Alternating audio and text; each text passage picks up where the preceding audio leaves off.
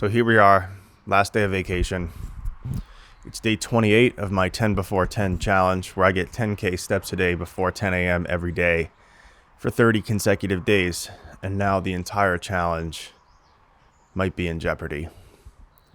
After getting my 10,000 steps yesterday on a hike, I accidentally rolled my left ankle. Immediately felt that it didn't feel good. And it was a little more than just your average rolled ankle. Today, I'm pretty tired because I didn't sleep at all. My ankle's pretty swollen, not black or blue. Range of motion is limited, and I have a pretty significant limp. Every time I go to walk on it, it gets a little bit more painful afterwards, but seems like the more I walk on it, the more I can tolerate it, the more it gets better. And so now I'm in this pickle. Do I push through with 10 before 10, complete the challenge, or do I give up the challenge and rest the ankle? There's really no right answer in this scenario, and there's a lot of emotions that come up when something like this happens. First and foremost, if you hurt your body, often the more you value your body, the more upset you get that you hurt it, right?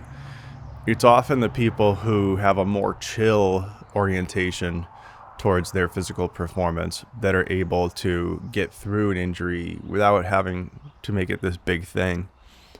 But those who really value their physical performance often have a lot of difficulty not escalating the situation on an emotional level. And what I noticed from the second that it happened yesterday is that there was a lot of hypervigilance, just monitoring the situation over and over and over again, despite knowing there's really nothing I could do to fix it. There was also a lot of emotions that came up, a lot of regret. Oh my God, I'm so stupid. Why wasn't I paying closer attention? I should have known. I shouldn't have turned that weird way. And some of this probably sounds a little bit irrational because on some level it is. I mean, anyone can take a mistaken step, right? And we don't need to go into this weird self-punishment mindset where we're beating ourselves up over it.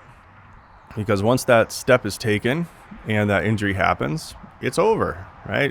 It's now time to go into what do we do about it mode. And when it comes to the human body, a lot of times, especially in these acute scenarios, what we could do about it is just see what we can tolerate, give it time, let the body do its thing, and then we'll be back. And so now we're kind of left with the aftermath here. We've gone through these range of emotions, feeling all this regret. Oh my God, or escalating it. Am I going to be able to do this challenge? I'm an idiot, blah, blah, blah. And now we're kind of left with management decisions. So let's talk about what that is and what my plan is. And then I'll show you my gait and we'll wrap this one up. So right now, the ankle is a little bit swollen, but it's not black and blue. And I take that as a good thing, right? It's mildly swollen and it's not super black and blue. So even though it hurts and the range of motion is limited and I've got a little bit of a limp and it's, it's pretty painful, I don't think that I did any serious damage to any of the ligaments or the sheaths that are surrounding the ankle.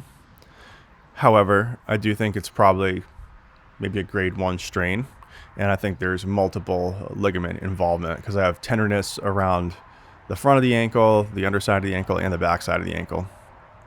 So at this point, I'm walking with a pretty significant limp, and I believe that if I'm able to normalize my gait even a little bit, if I'm able to get some steps, even if it's at a slow cadence, that I will begin to push some of that swelling out of the joint and that sensation of pressure will diminish.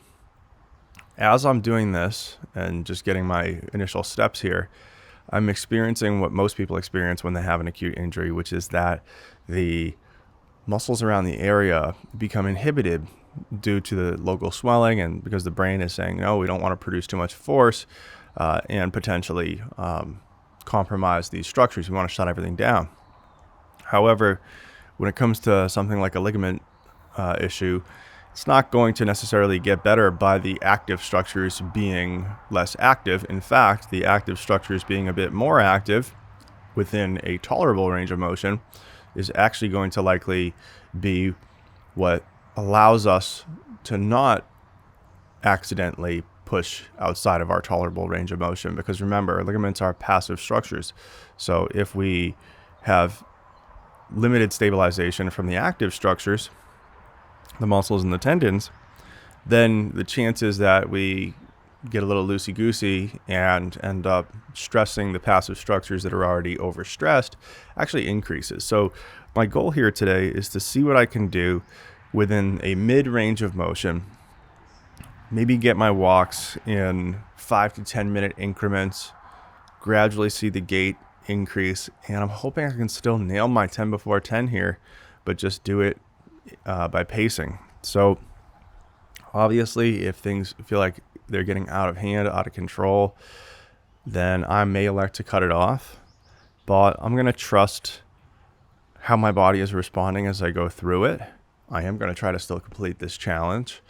And then as the weeks go on, it's going to be a gradual progression here of reintroducing strength and muscular endurance within a mid-range of motion, then gradually working that range of motion at the ankle, reintroducing some heavier lifting through a full range of motion, full dorsiflexion, full plantar flexion, keeping it more sagittal plane oriented.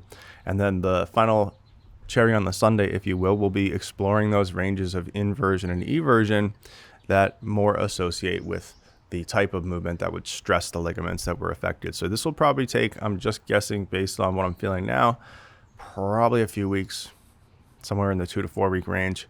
Kind of a bummer because I'm training for a half marathon. Kind of a bummer because my lifts have been going well. Kind of a bummer because I'm doing this 10 before 10 challenge. But all that an injury experience really is just an opportunity to learn. It's an opportunity to understand how your body works. And the hope is that at the end of this, I'm going to be able to move my ankle and understand how my ankle moves even better than I did before I had this little setback. So that's about it. We're going to try to get after it day 27, 10 before 10. Again, I'll show you how we're walking this morning for some reference, and then we'll get after it.